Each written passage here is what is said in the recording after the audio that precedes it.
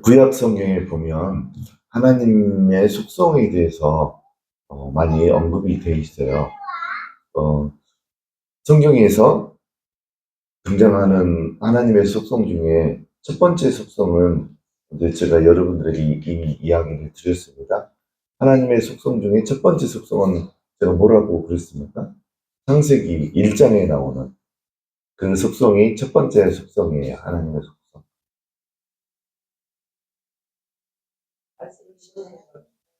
네, 말씀이 이루어지는 것을 기뻐하시는 하나님. 창세기 1장에 등장을 합니다. 천지창조할 때 하나님께서 천지창조하는 6일 동안 7일 동안 7일 날은 쉬셨으니까 6일 동안 천지창조할 때 무엇으로 천지를 창조했습니까? 근데 우리가 어, 하나님의 자녀라면 알아야 돼요. 하나님께서 천지창조할 때 이렇게 진흙으로 이렇게 하나씩 하나씩 다 빚어서 만들었습니까? 아니면 어떻게 천지를 창조했습니까? 말씀으로 하셨어요. 하나님께서 말로 뭐가 있으라 하니까 그냥 그게 생겨난 거예요. 이해가 안 되죠, 우리는. 저도 이해가 안 되고. 말로 빛이 있으라 그러니까 빛이 생겨났고, 나무나 뭐 동물이 있으라 그러니까 다 생겨났어요, 그게. 근데 하나님께서 그렇게 해서 창조된 빛이나 나무나 동물이나 사람을 보면서 심히 좋아하셨더라.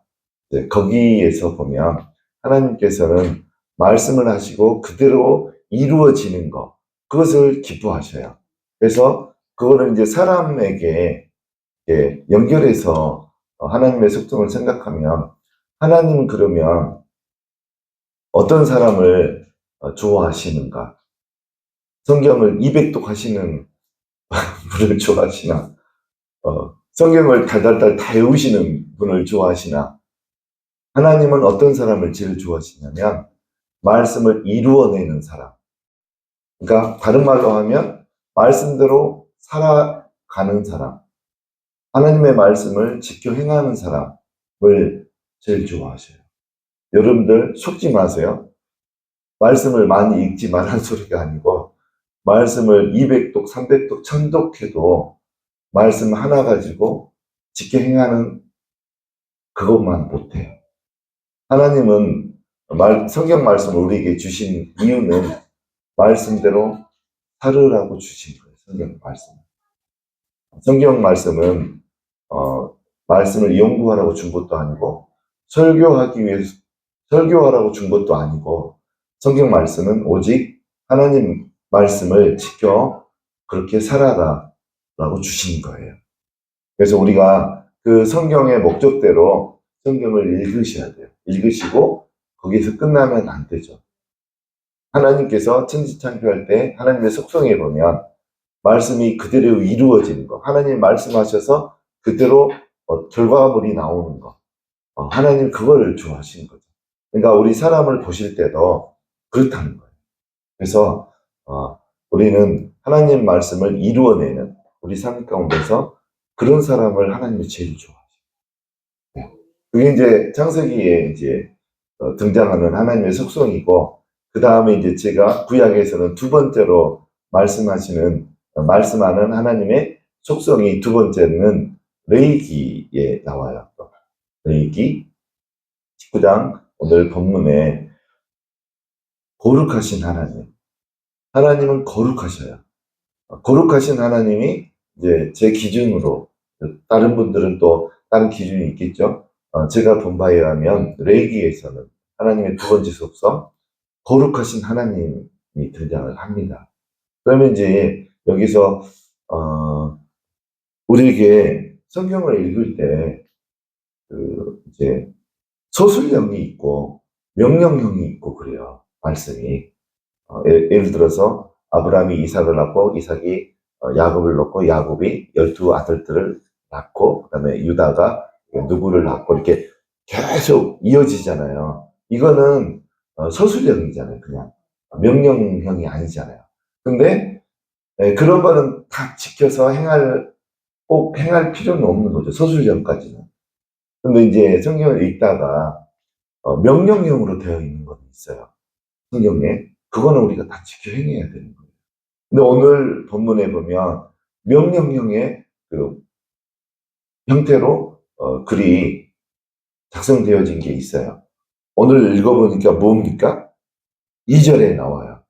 2절에 너희는 거룩하라. 그러면서 하나님이 왜 거룩하라고 하셨습니까? 여기에 보면 이는 나 여호와 너희 하나님이 거룩함이니라. 하나님이 거룩하시니까 우리도 거룩하라고 이렇게 하는 거예요. 네. 그래서 이 말씀, 2절에 나오는 말씀은 명령형으로 되어 있어서 우리가 반드시 이루어내야 되는 말씀인 거예요. 그러면 이제 우리가 이 말씀도 그렇지만 어떤 말씀을 내가 실행해서 옮기려면 첫 번째로 먼저 있어야, 나한테, 여러분에게 먼저 이루어져야 되는 과정이 있어요. 그게 어떤 과정입니까? 말씀을 내가 실행에 옮기려면 너희는 거룩하라. 그러면 우리가 이루어야 되는 거예요. 그거를. 그러면 이루기 전에 먼저 있어야 되는 과정이 뭡니까? 우리가 거룩해지려면 그냥 여러분들이 바로 거룩해집니까? 그러면 먼저 있어야 되는, 사전에 있어야 되는 과정이 있어요. 분명히. 그게 어떤 거예요? 성경 말씀이 우리가 지켜 행하기 전에는 꼭 반드시 먼저 사전에 있어야 되는 게 있어요. 뭡니까 그게? 기도가 있어야 되고, 또 회개가 있어야 되고, 또 뭐가 있어야 되나요? 말씀을 읽어야 되고. 너희는 거룩하다. 그냥, 아니, 우리가 거룩을 실행에 옮겨야 되는데, 거룩이 뭔지 알아야지 실행에 옮기잖아요.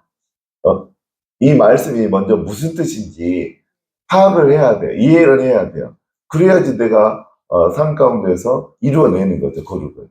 그러면 성경의 다른 말씀도 마찬가지예요. 예를 들어서 나 하나님이 온전하니 너희도 온전하라. 그러면 온전함을 우리가 이루어내야 되는데 온전함이 뭔지 이해를 해야죠.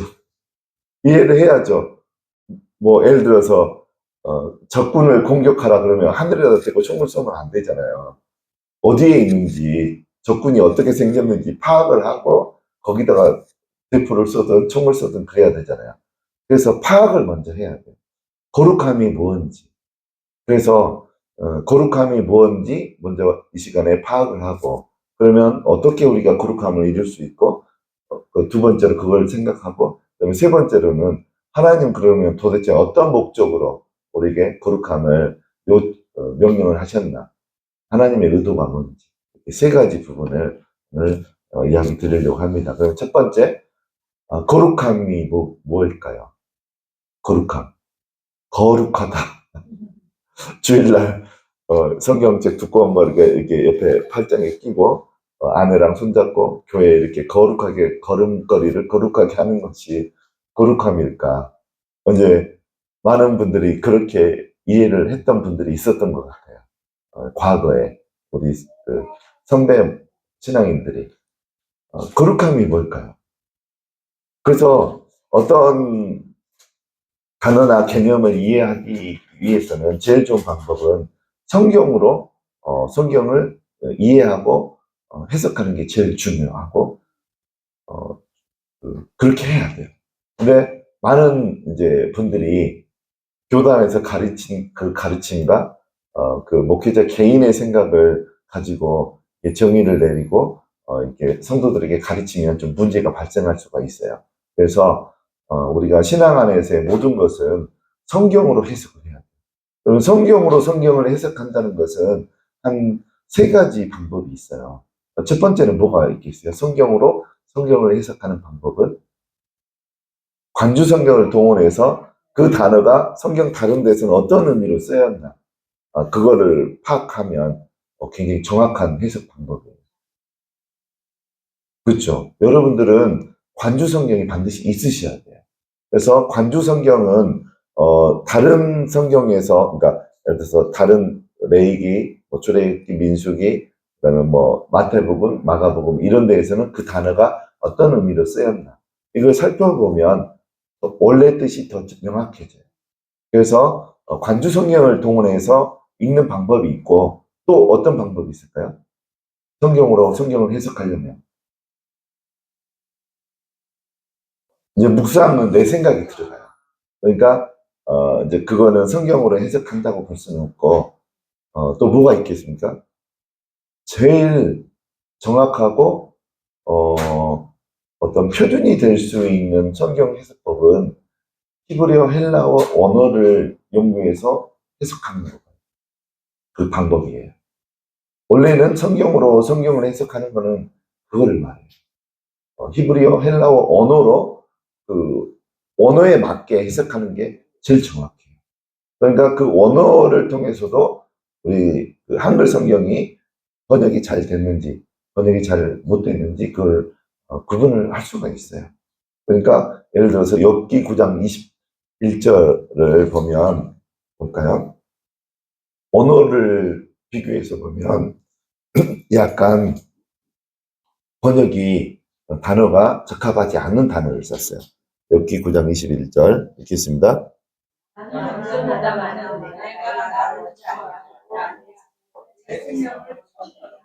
우리말 성경 볼까요? 다시 읽어볼까요?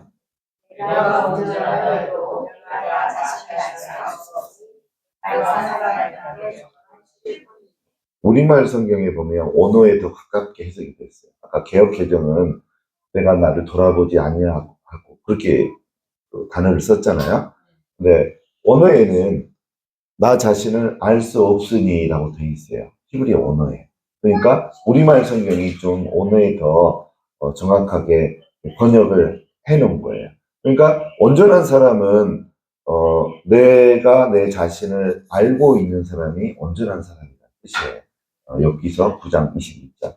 그래서 성경 해석함에 있어서 우리가 성경으로 성경 해석하는 거는 대표적으로는 관주 성경을 동원해서 성경 구절로 해석하는 것, 그 다음에 두 번째는 언어로 성경을 해석하는 것이 성경대로 해석하는 거예요. 이거를 무시하고 목회자 본인이 본인 생각이나 교단의 어떤 가르침을 가르치면 진리에서 이제 벗어나게 됩니다. 그거는 우리가 성경에 맞나 우리가 스스로 이렇게 확인을 해야 돼요. 내가 들었던 말이 성경적인가 과연.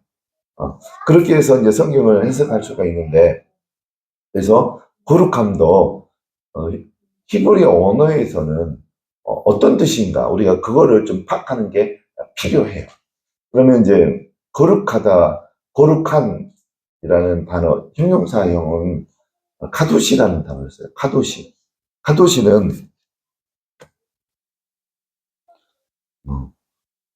거룩한, 신성한 그런 뜻이 딱 두 단어가 이제 신학사전,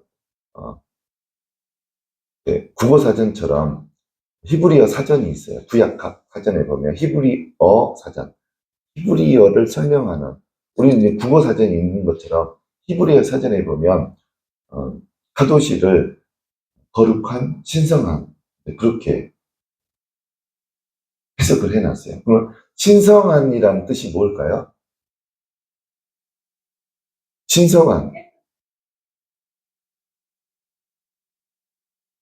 신성한이라는 뜻 안에는 신의 성품이 담겨 있는, 신의 성품이 포함되어 있는 그런 뜻이죠. 신성한. 그러니까 하나님의 성품이 이렇게 포함되어 있는, 하나님의 성품이 드러나는, 뭐 그런 뜻이겠죠. 그러니까 거룩한이라는, 나 하나님은 거룩하니 너희도 거룩하다는 것은 하나님이 거룩하니까 너희도 신성한 삶을 살아라. 그런 뜻으로 우리가 일단은 파악할 수가 있죠. 그리고 신학사전에 보면 카도시를 어떤 부분까지 이제 설명을 해놨냐면 분리된, 구별된 그런 뜻이 있어요. 분리된, 구별된 세상의 사람들과 구별된, 세상과 구별된 그런 뜻이 있죠. 근데 이제 우리가 그 이제 특히 남자들은 군대를 가면 이제 이런 부분이 명확하게 드러나요. 또 직장 생활을 하면. 그쵸? 우리 직장 생활 하시는데 집사님도 직장 생활을 하게 되면 회식 문화가 있잖아요. 회식하게 되면 우리 것 이제 한국은 유교 사회이다 보니까 윗사람이 자기 밑에부터 제일 밑에 그 신입사원까지 순서대로 이렇게 뭐를 권하잖아요. 뭘 권해요? 회식을 가면 술을 반드시 권해요. 군대에서도 그렇고. 그러면 술을 권하면 이게 크리스찬들이 이제 문제가 생기는 거예요. 술을 마시지 말라고 우리가 배웠잖아요. 어제 잠언 23장 32절에는 31절 32절에 보면 포도주를 마시면 어떻게 된다고 그랬어요? 포도주나 독주를 마시게 되면 내 안에 뱀과 독사를 집어넣는 것과 같다고 그랬어요. 영적으로 사실이에요. 술을 마시는 것은 내 안에 영적으로 악한 영을 들이붓는 거예요. 독사와 뱀은 악한 영을 의미해요. 술을 먹는 것이 그와 같은 거예요. 그래서 우리는 크리스찬들은 술을 먹지 말으셔야 돼요. 잠언 23장 31절과 32절은 진리예요. 제 말이 아니고 하나님의 말씀이에요. 그래서 술을 먹는 것은 내 안에 악한 영을 들이붓는 거예요. 그래서 술을 먹으면 안 되는데 이제 문제가 직장 생활할 때 이제 예를 들어서 그 부서의 제일 높은 분, 소장이나 팀장, 부장들이 이렇게 밑에 한참 그 신입인 사람들에게 술을 권하고 술잔에 술을 따라주면 어떻게 해야 됩니까?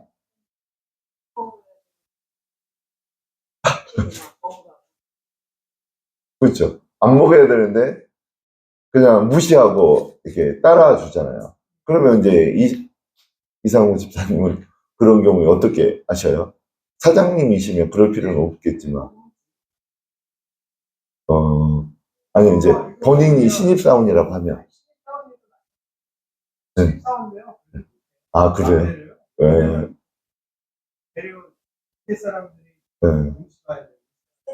네. 세상이 바뀌었구나.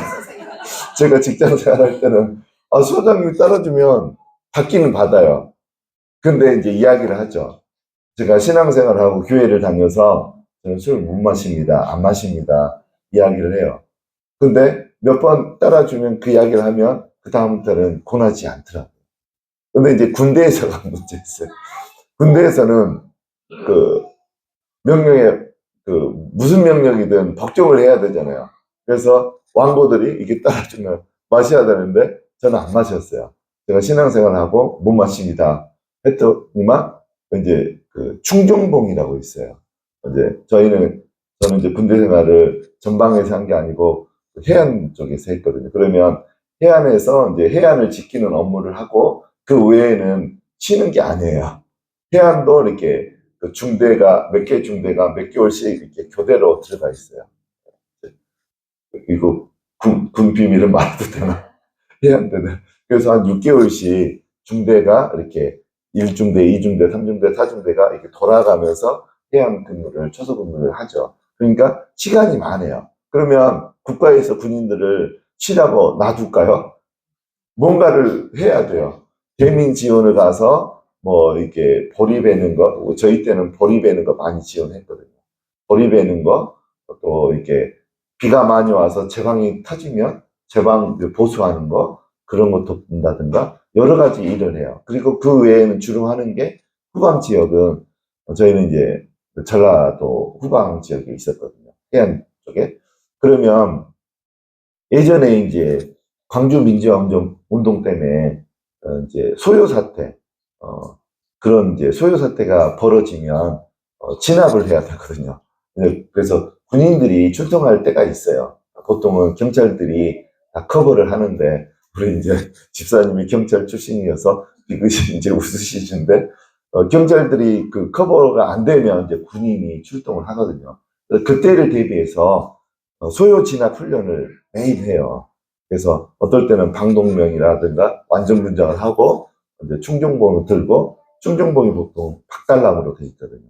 네, 박달나무로 자세 있죠. 자세를 취하고, 제가 여기서 자세 취하는 게 조금 그러는데, 자세가 있어요. 소요 진압하는 자세. 그거를 날마다 훈련을 받아요. 그래서 그 내무반 안에는 충정봉이 있죠. 박달나무로 돼 있는데, 그게 되게, 간단하고 안 부러져요. 그래서 이제 술을 안 마신다고 그러면 왕고가 충정봉을 들고 맞을래? 먹을래? 그런 둘 중에 하나 선택하라는 거예요. 그러면 저는 안 마시니까 맞을래요. 그러면 이제 그 심하게 때리지는 않아요. 그 군화를 신은 상태에서 뒤꿈치를 막 세게 때리죠. 그러면 충격이 오죠. 그게 한동안은 잘 못 걸어요. 그 맞으면 군화 신은 상태로 그렇게 해서 저는 안 마셨어요. 그 군대에서도 안 마시고 직장 생활 할 때도 안 마시고 이제 그렇게 몇 번 하니까 이제 권하지도 않더라고요. 그래서 그렇게 이제 그 술을 마시는 것은 이제 거부를 했었죠. 그래서 이제 지금은 시대가 바뀌어서 권하지도 않는다고 하니까 참 다행인 것 같아요. 근데 과거에는 술 때문에 만취한 상황이 많이 벌어졌거든요. 특별히 이제 또 그 일반 사기업 말고 공무원들이나 공기업은 좀 그런 문화들이 많이 남아 있었거든요. 지금은 제가 통화를 안 해봐서 모르겠어요. 지금 남아있는 직원들에게는. 그래서 그런 것들.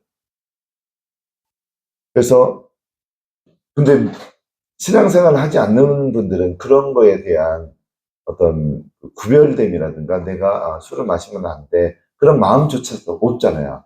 그러니까 이제 고나면 마시고 그렇죠. 근데 이제 신앙인들도 제가 직장 생활 할 때 보면 고나면 그냥 아무 주저 없이 마시는 분들이 많이 있었어요. 분명히 저분 어디 교회 안수 집사님인데 저분 어디 교회 그냥 서리 집사님이신데 내가 알거든요. 근데 넙죽 받아 먹어요. 아무 거리낌 없이. 그래서 세상 사람들과 이렇게 좀 구별된 그런 뜻이 거룩함이에요.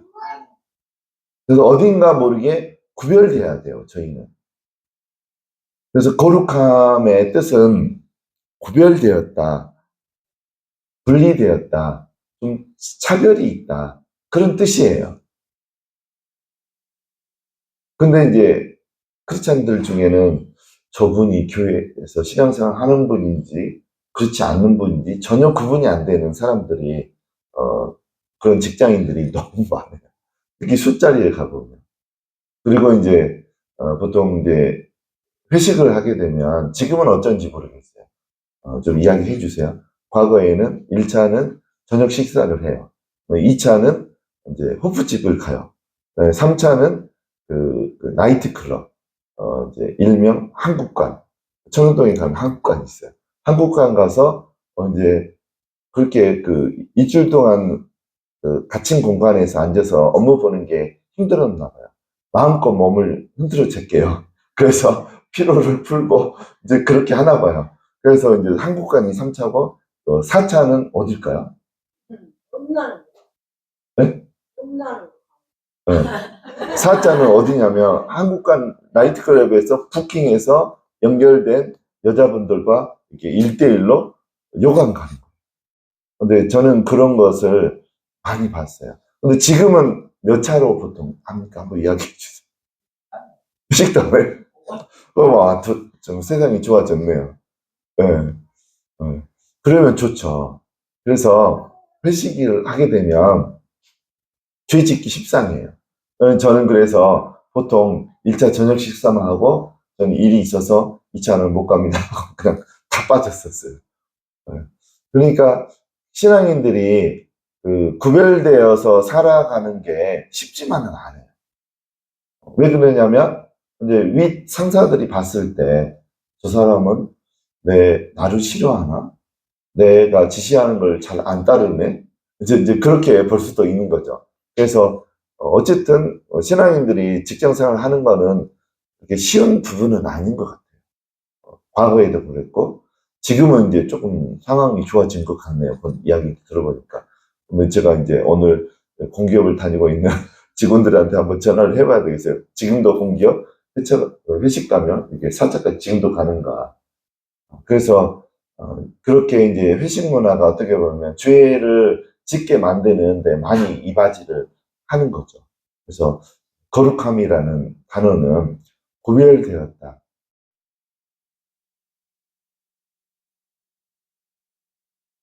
분리되었다. 세상 사람들과의 삶의 방식에 있어서 그런 이제 뜻이죠. 그러면 이제 그 거룩함의 의미를 살펴봤고, 그러면 우리가 이제 거룩하게 되려면 어떻게 하면 거룩하게 되는지 성경에 다 나와 있어요. 성경에 민수기 15장 40절 보겠습니다. 거룩하게 되려면 이렇게 하시면 돼요. 민수기 민자를 넣어야죠.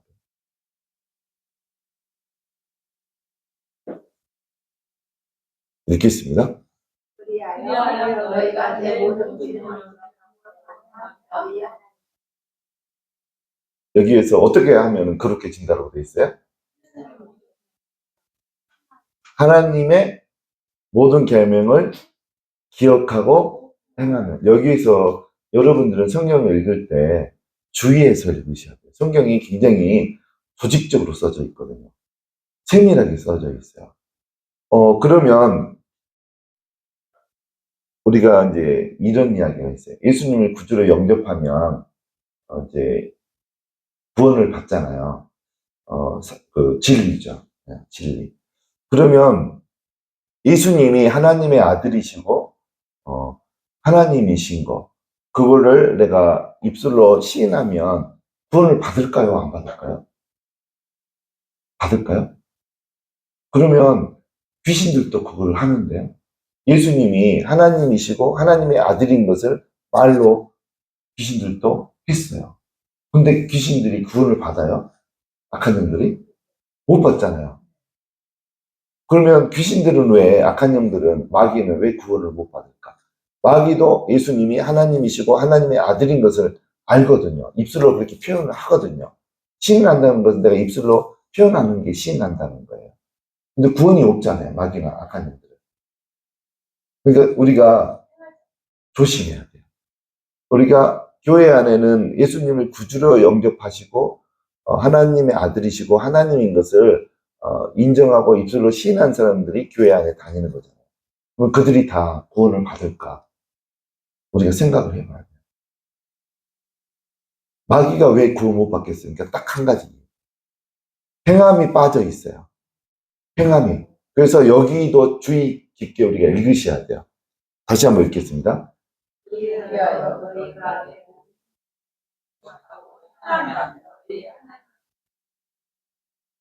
하나님의 계명을 그냥 기억만 하고 또 암송을 하고만 있다고 해서 그렇게 지는 게 아니에요. 구원도 마찬가지인 거예요. 구원도. 행하지 않은 것은 죽은 믿음이라고 그랬잖아요. 야고보서에. 행하지 않는 믿음은 죽은 믿음이라고 그랬어요. 여러분들 성경을 뭐 200독, 1000독 하면 뭐예요? 그렇게 해서 머리에 기억하고 간직하면 뭐예요? 행하지 않으면 그거는 거룩해질 수가 없는 거예요. 행해야 돼요. 마귀가 구원받지 못하는 것은 행하지 않기 때문에 그래요. 하나님 예수님의 말씀을 실행에 옮긴 적이 한 번도 없어요. 마귀는. 그러니까 구원을 못 받는 거예요. 그러니까 예수님을 하나님이시고 하나님의 아들인 것을 입술로 시인했는데 예수님의 말씀, 하나님의 말씀을 삶 가운데서 한 번도 행하지 않는 사람은 구원이 없어요. 정확하게 구원이 없어요. 마귀가 그렇거든요. 그래서 거룩해지려면 하나님 말씀을 지켜서 기억하고 행하는 데까지 가셔야 돼요. 그럴 때 우리가 거룩해지는 거예요. 그 다음에 또 우리가 거룩해지는 방법 두 번째가 또 레위기 11장 44절에 나옵니다. 레위기 11장 44절 네, 읽겠습니다. 나는 여호와 너희의 하나님이라. 내가 거룩하니 너희도 몸을 구별하여 거룩하게 하고 땅에 기는 질짐승으로 말미암아 스스로 더럽히지 말라. 여기에서는 어떻게 하면 거룩해진다고 되어 있어요? 너희도 몸을 구별하면, 그렇게 하면 거룩해진다라고 그랬어요. 그러면 여기 이제 11장에는 뭐가 나오냐면, 어떤 것으로부터 구별을 하는 것을 의미하냐면, 11장 1절부터 이제 마지막 절까지 보면 정한 짐승, 부정한 짐승이 나와요. 너희가 먹어도 되는 짐승, 먹으면 안 되는 짐승이 여기 1절부터 쭉 다 이제 나와 있어요. 여기에서 대표적으로 그 돼지는 먹으라고 돼 있어요. 먹지 말라고 돼 있어요. 이게 레위기에서는 돼지는 먹지 말라고 돼 있고, 또 예를 들어서 뱀은 먹으라고 돼 있어요. 못 먹게 돼 있죠, 뱀. 그다음에 장어, 비늘이 없잖아요. 장어도 먹지 말라고 되어 있고, 그다음에 짐승의 피를 먹으라고 되어 있어요. 먹지 말라고 되어 있어요. 먹지 말라고 되어 있고, 이게 다 나와 있어요. 여기에 보면 비늘이 없는 거. 소는 먹어도 돼요? 안 먹어도 돼요? 네, 먹어도 되고, 이제 그런 것들이 다 나와 있어요. 올빼미는 가마우지, 부엉이 이런 거 먹어도 되나? 안 먹어도 되나? 이제 그런 것들. 땅에 기어다니는 짐승들, 쥐나 도마뱀 이런 것들. 그다음에 주거에 있는 짐승의 고기를 먹으라고 돼 있어요. 먹지 말라고 돼 있어요. 먹지 말라고 돼 있어요. 그다음에 밭에 씨를 뿌릴 때 다른 거 두 종자를 한꺼번에 뿌리지 말라고 돼 있어요. 심을 때도 한 밭에 다른 작물을 섞어서 하지 말라고 그랬어요. 제가 이번에 우리 주말농장에 고구마를 좀 이파리를 따먹으려고 심었는데, 줄기를 따먹으려고 심었는데, 좀 너무 고추나무를 여기 2개밖에 없잖아요. 여기 앞에. 그래서 너무 부족한 것 같아서 거기에다 4개를 심었어요. 고구마 밭에 가운데다가 심었는데, 고구마도 안 되고 고추도 안 되고, 고구마 줄기가 올라오니까 흐늘지니까 습하니까 고추가 이게 탄저병인가 다 물러가지고 다 이렇게 줄줄 흘러요.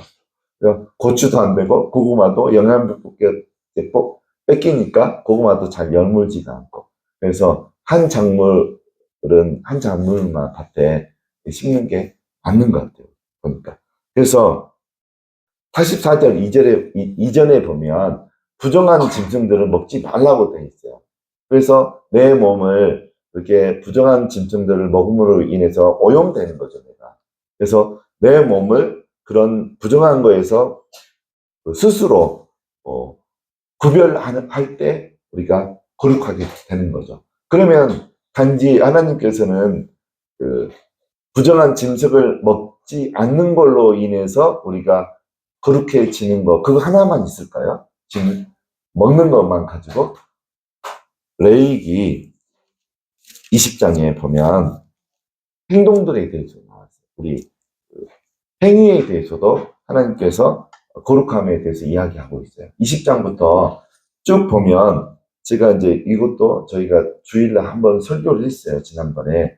그래서 20장 1절부터 마지막 절까지 보면 성적인 주의가 다 나와요. 예를 들어서 이제 쭉 보면 6절에 보면 6절 이하에 쭉 보면 자기 어머니와 잠자리를 하지 말라. 그다음에 며느리와 잠자리를 하지 말고, 이모나 고모와 잠자리를 하지 말고, 며느리와 잠자리를 하지 말고, 그다음에 동성연애 하지 말고, 짐승들과 성적인 관계를 하지 말고, 그런 것에 대해서 20장에 다 기록이 되어 있어요. 이것 때문에 이거를 어떤 족속들이 했다고 제가 이야기했으니까, 이런 행위들을 가나안 족속들이 한 거예요. 이런 행위들을. 그래서 하나님께서 아브라함을 가나안 땅에 불러들이신 이유는 아브라함을 믿음의 조상, 젖과 꿀이 흐르는 땅으로 보내기 위함도 있지만, 더 근원적인 것, 더 먼저는 뭐였냐면 이것 때문이에요. 레위기 20장. 가나안 땅에 살고 있는 가나안 족속들이 성적으로 타락을 했거든요. 그러면 거기 땅에 살고 있는 사람들이 성적으로 타락을 하게 되면 어떤 일들이 벌어진다라고 제가 했습니까? 땅이 토해낸다고 그랬어요. 땅이 토해낸다라고. 네, 22절에 나옵니다. 20장 22절. 읽겠습니다. 너희는 나의 몸을 주여 그를 지켜라. 그래야 내가 너희하여 23절도 읽겠습니다. 너희는 내가 너희 앞에서 이 모든 일을 함으로 여기서 너희 앞에서 쫓아내는 족속은 가나안 족속을 말해요. 가나안 족속들이 이렇게 성적으로 타락을 했어요. 그러니까 하나님께서 땅을 명의해서 토해내게 하는 거예요. 그와 동시에 아브라함과 그 자손들을 불러들이는 거예요. 그 땅에 토해내고. 그 땅은 원래 적과 꿀이, 영적으로 적과 꿀이 흐르는 땅이죠. 영적으로. 그 거룩한 땅인데 가나안 족속들이 다 오염을 시킨 거예요. 그러니까 하나님이 땅을 명하여 토해내게 하고 아브라함을 불러들인 거죠. 그러니까 그것이 그 이유가 먼저 일어난 거죠. 우리도 마찬가지예요. 우리도 우리나라에 보면 가끔씩 뉴스에 어떤 뉴스가 이렇게 나오냐면 보도가 되냐면 서울에 어떤 요관을 급습을 했는데 경찰들이 한 34명 정도가 거기서 이제 붙들렸는데 부부 스와핑을 하다가 걸린 거예요. 34명. 그러면 그냥 뉴스로 보고 끝나면 안 되는 거예요. 성적으로 타락한 거잖아요. 그러면 하나님의 자녀들이 그걸 봤을 때 그 사람들은 하나님을 모르는 사람이니까 그냥 그렇게 사는 거죠. 성적으로 타락해서. 근데 우리가 그걸 봤을 때 어떻게 해야 됩니까, 우리가? 그냥 놔두면 어떻게 됩니까? 땅이 토해내는 거예요. 이 땅에 사는 한민족을 토해내는 거예요. 그럼 토해낼 때 그 34명 그 사람들만 내쳐집니까? 아니면 같이 살고 있는 우리까지 내쳐집니까? 우리까지 내쳐지는 거예요. 세월호가 침몰했을 때 하나님 믿지 않는 사람만 죽었어요? 아니잖아요. 신앙이 좋은 학생들도 다 죽었어요. 그래서 우리가 그런 뉴스를 접하게 되면 내가 그 일을 한 것처럼 생각을 하고 회개해야 되고 용서해 달라고 중보 기도를 해요. 그럴 때. 그래서 우리가 그런 행위들로부터 물들지 않고 구별을 해야 되는 거죠. 제가 명확하게 분명하게 말할 수 있는 것은 하나님을 믿는 사람들이 이와 같은 부부스와핑을 한다든가 성적으로 이렇게 자기 친족과 이렇게 성관계를 한다든가 그런 분들은 제가 정확하게 말할 수 있는 것은 천국에 정확하게 못 들어가요. 제외가 돼요. 그냥 지옥으로 직행해요. 그분이 목사님이든 상관없어요. 간음을 한 목사님도 바로 지옥에 직행해요. 그분이 뭐 대형교회 담임 목사든 상관없어요. 하나님은 대형교회 담임 목사님으로 또 개척교회 담임 목사님으로 구별 안 해요. 하나님은 따로 구별해서 안 봐요. 그래서 범죄하는 용어는 누구든지 하나님께서 성경책에서 이름을 지으시겠다라고 출애굽기에 하나님이 기록해 놓으셨어요. 그래서 우리가 레위기 11장 44절처럼 우리가 구별할 때 스스로 구별할 때 음식과 이런 행위들을 구별할 때 거룩해질 수 있는 거예요. 또 한 가지 보겠습니다. 요한일서 3장 12절 보겠습니다. 세 번째 방법, 거룩해지기 위해서 우리가 읽겠습니다. 가인같이 하지 말라. 그는 악한 자에게 속하여 그 아우를 죽였으니 어떤 이유로 죽였느냐? 자기의 행위는 악하고 그의 아우의 행위는 의로웁니다. 우리가 거룩해질 수 있는 거는 어떻게 보면 첫 번째 거와 좀 연관이 돼 있어요. 첫 번째 것과 무엇으로 거룩해질 수 있냐면 지금 보세요. 창세기에 가인이 자기 동생 아벨을 죽인 최초의 살인 사건이 기록이 되잖아요. 그러면 그거에 대해서 설명해 놓은 거예요. 가인이 죽인 거는 이유가 뭐라고 합니까? 성경 요한일서에서는 악한 자에게 속했기 때문에. 여기에서 악한 자는 누굴까요? 마귀 사탄을 말해요. 마귀나 사탄.